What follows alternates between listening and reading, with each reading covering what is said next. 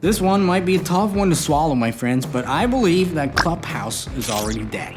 Just a lot of people don't really know about that yet. So in this video, we'll discuss why the glorified Instagram killer app has been on a steady decline over the past few months, and why it might be actually too late to fix this whole thing. Welcome back, Dominators, my friends in the house. Clubhouse, huh?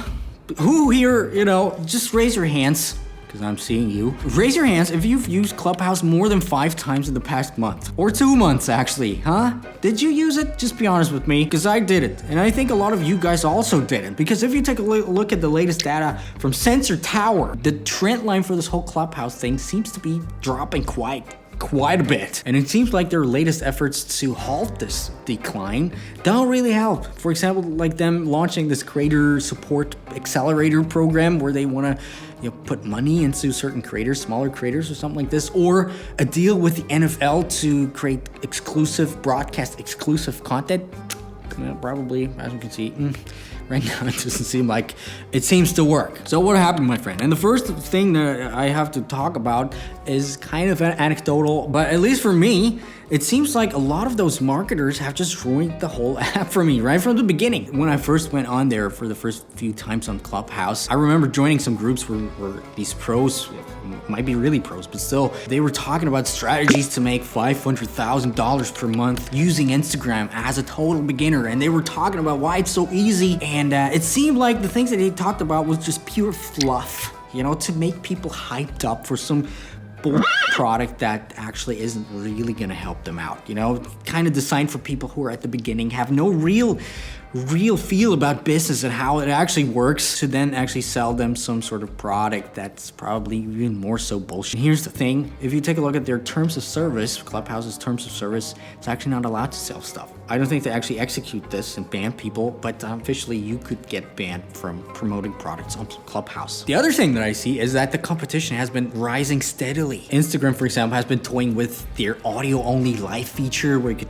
turn off your camera or something like this for live broadcasting. Twitter is launching Spaces, and they were thinking about buying Clubhouse actually for somewhere around $4 billion or something like this. But for some reason they were like, well, now we're gonna do it ourselves. We're gonna launch Spaces and we're just gonna do it from the beginning. Facebook, they also have a thing called audio rooms, and even LinkedIn has another thing called audio rooms or something like this. And while Clubhouse was kind of the first thing to popularize this whole audio only live broadcasting, the other apps, they have this readily available for their users who are on there with their billions of users on the app, without having to download this app first, without having to wait for an invite, because I believe Clubhouse is still invite based. Plus, I believe it's still iOS only. Don't quote me on that though, could be on Android already, but invite based at least. And it seems like this genius marketing strategy that they've implemented right from the beginning to get the platform to grow, to get some buzz and some hype, seem to have shot themselves in the foot. Because that's my foot. Because the platform was growing faster than they actually could keep up with. Just think about the fierce competition on social media right out there. Just think about it. Would you rather start from zero with an audience of 0 from a totally new app that you can only get access to when you get an invite and only if you're on iOS? Or would you not do this if you had access to similar features, trending features on an app where you already have some sort of audience, where you already have the field going on and an established presence in a way, and if it's just 100 people, so more than starting from scratch, which actually is not the real big issue per se here, because if you think about it, TikTok still growing like crazy actually, and they've had quite the few challenges themselves, which they continue to just circumnavigate and kind of use these challenges to actually emerge from it and create better strategies to halt that process. For example, one big advantage that TikTok still has over a lot of these platforms is their discovery system, their recommendation system. It's still possible.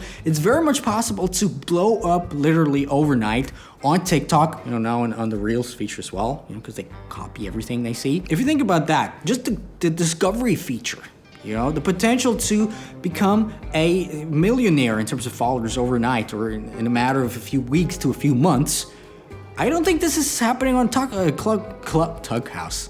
Did I just say that? On Clubhouse. Because a lot of Clubhouse users are actually already complaining about the lack of growth, the lack of discoverability.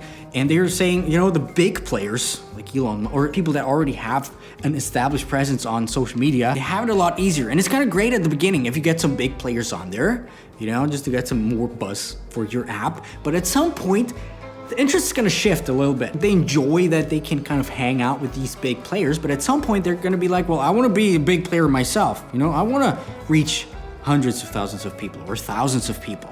I want to tell them my story. I want to give them value. And then there's a little bit of a switch between people being, you know, users, listeners, and then actually being creators.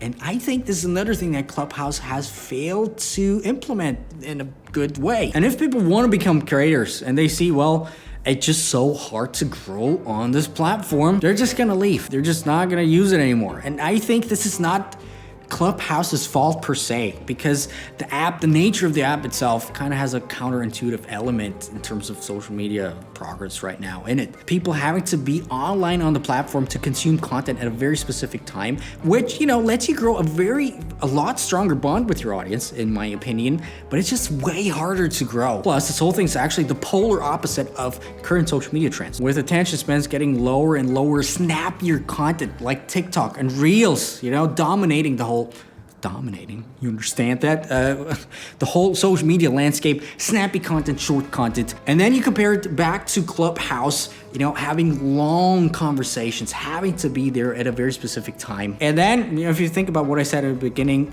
a lot of the times these things are actually not really that valuable. So it's kind of the creator's fault as well. If you're like, you know, here's the strategies for making 500K on Instagram this month, and then you speak for 3 hours, and then there's just a bunch of small tidbits that you can get off of this huge long-form conversation, you know? People don't have time anymore these days. And if you think about it, at the beginning I was like, okay, they're going after kind of the the people who enjoy podcasts and listen to podcasts. Because if you think about it, you know, this might be a tough one to swallow for Clubhouse, but I don't think they have a clear value proposition on the table, the whole app. Because let's just say Clubhouse forgot to pay their internet bills and they're just offline all of a sudden. You know, would you really miss that?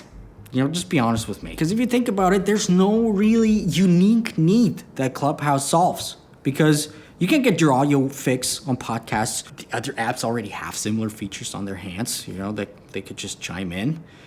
But that's about it, if you know what I mean. So what are your thoughts on this whole thing? Do you actually think Clubhouse is dead already or in the process of dying? I'd love to know your thoughts, my friends. Do you actually still use Clubhouse, or how often do you actually use Clubhouse compared to, let's say, Instagram or YouTube?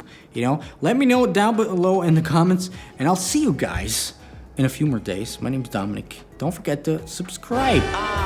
Stop the clock on Central Station and we can have a drink downtown. Let it be the night that I